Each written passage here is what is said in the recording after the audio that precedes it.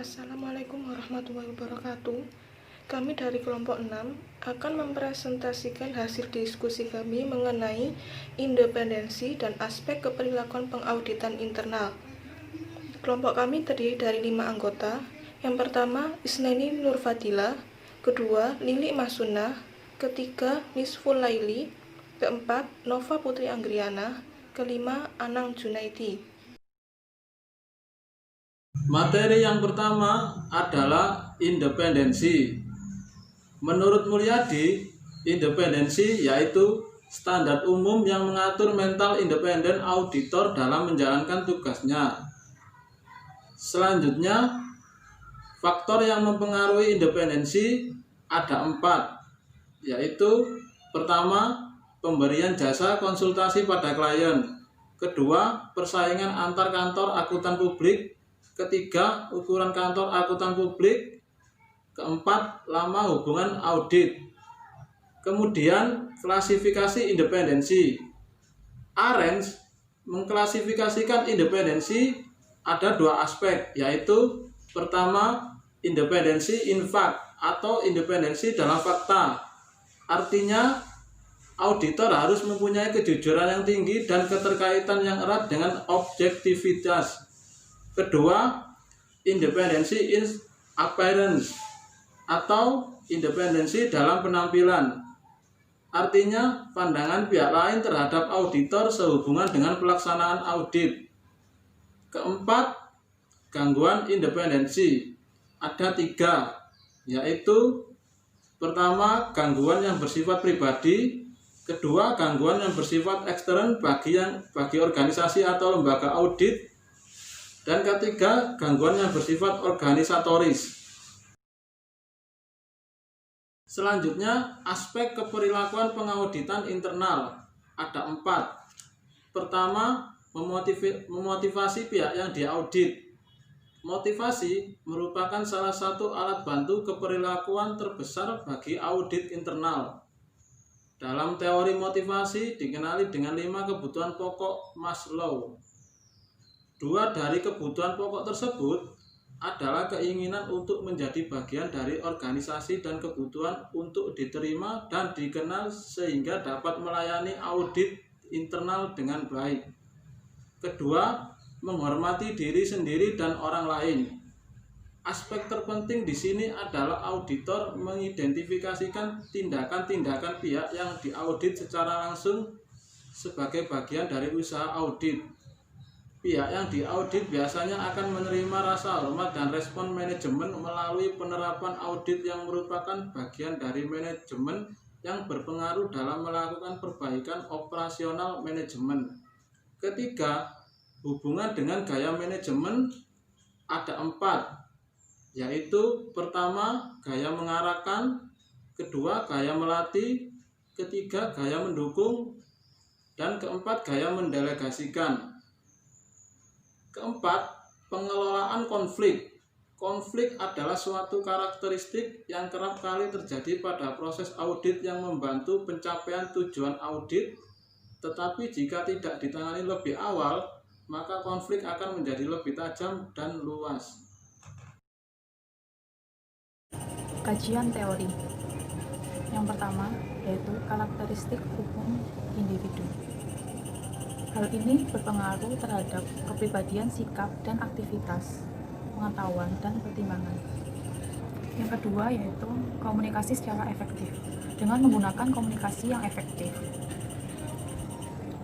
merupakan cara yang positif dari auditor untuk menciptakan lingkungan yang harmonis dalam menjalankan audit.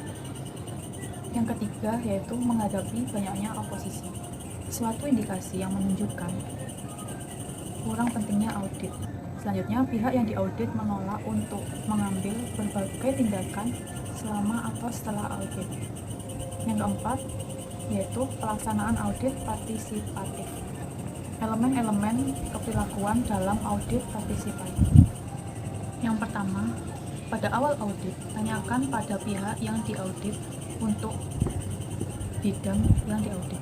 Yang kedua, bangun pendekatan kerjasama. Yang ketiga, peroleh persetujuan untuk tindakan koreksi. Yang keempat, dapatkan persetujuan isi laporan.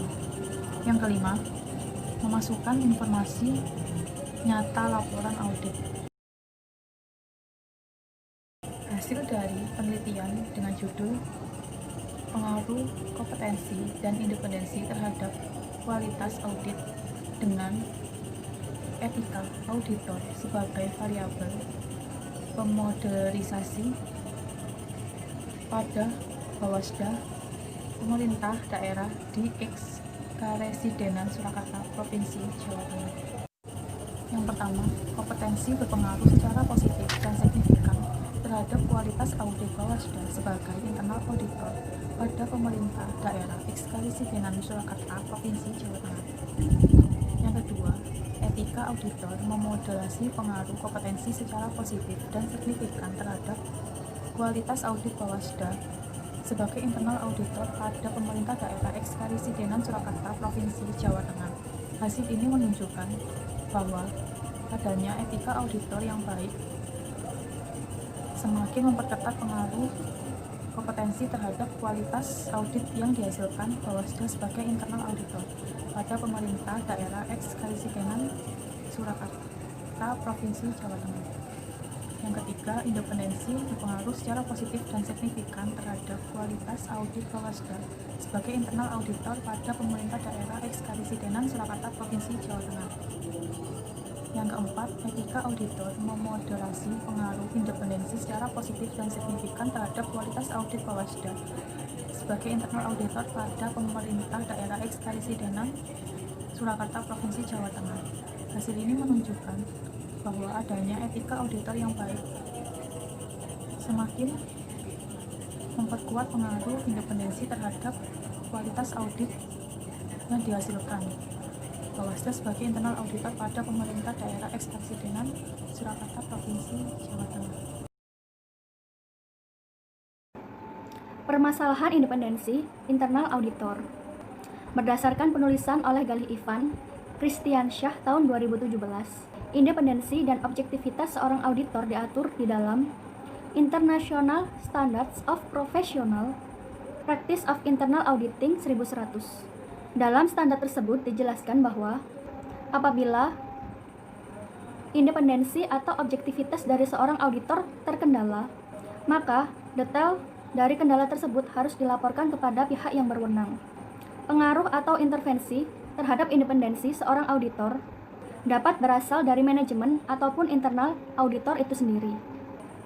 Sebagai contoh intervensi terhadap independensi dari seorang internal auditor adalah ketika seorang internal auditor dari suatu bank memiliki kewajiban untuk melaporkan hasil audit kepada Bank Indonesia secara periodik. Maka artinya laporan tersebut berpotensi dipengaruhi oleh kepentingan manajemen bank yang bersangkutan agar tidak membawa dampak merepotkan manajemen karena adanya sanksi dari Bank Indonesia tersebut. Pentingnya independensi dalam seorang auditor. Terhadap independensi seorang auditor dibutuhkan beberapa cara untuk membangun independensi seorang auditor internal. Kedudukan audit internal dalam struktur organisasi yang langsung berada di bawah Dewan Komisaris dan Direktur Utama serta dapat berkomunikasi secara langsung dengan mereka merupakan salah satu cara untuk membangun independensi. Dari pembahasan sebelumnya mengenai permasalahan independensi auditor internal, lalu bagaimana cara membangun independensi auditor internal pada sebuah organisasi atau perusahaan? Yaitu sesuai dengan interpretasi standar internal audit. Untuk mencerminkan independensi, kedudukan internal audit dalam organisasi harus ditetapkan sedemikian rupa sehingga mampu mengungkapkan pandangan dan pemikirannya tanpa pengaruh ataupun tekanan dari manajemen ataupun pihak lain yang terkait dengan organisasi. Bagaimana caranya? Bukan hanya sekedar memenuhi tuntutan, kedudukan internal audit dalam struktur organisasi perusahaan juga merupakan komitmen manajemen puncak terhadap fungsi internal audit yang independen. Bagaimana dukungan manajemen puncak terhadap internal audit, yaitu dapat dilakukan dengan cara dukungan secara tertulis mengenai wewenang dan independensi auditor itu. Selain itu juga dapat dituangkan ke dalam kode etik auditor internal perusahaan dan kemudian dilaksanakan secara konsekuen. Selain komitmen yang berasal dari manajemen puncak, komitmen yang besar dari internal auditor terhadap independensi yang harus dijaganya juga menjadi elemen penting dalam membangun independensi internal auditor itu sendiri.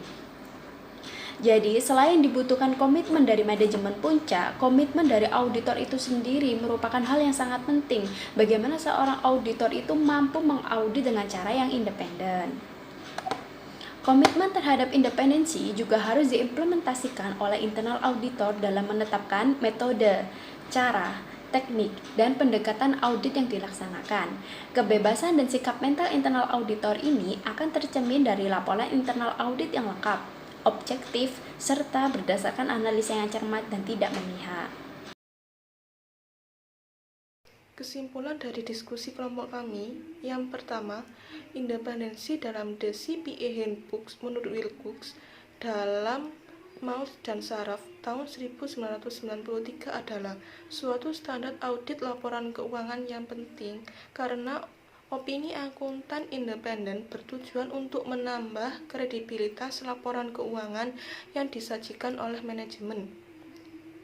Yang kedua, dalam audit perlu pertimbangan-pertimbangan yang diambil oleh auditor yang menjadi penentu dalam memutuskan suatu masalah, terutama dalam menetapkan pendapat, sehingga aspek keperilakuan pengauditan internal yang baik akan mempengaruhi independensi seorang auditor.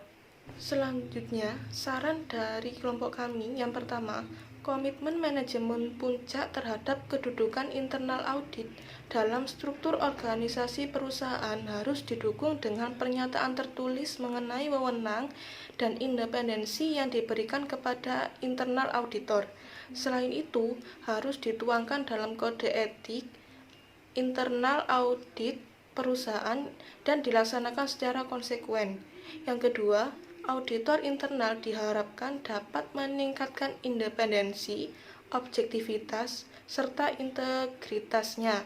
Dengan begitu, auditor internal dapat memberikan keyakinan pada manajemen untuk melakukan perbaikan atas sistem pengawasan perusahaan secara keseluruhan dalam pencapaian tujuan perusahaan.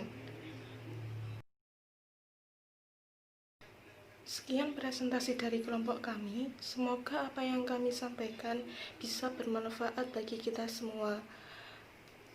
Apabila ada salah kata, kami mohon maaf yang sebesar-besarnya. Terima kasih. Wassalamualaikum warahmatullahi wabarakatuh.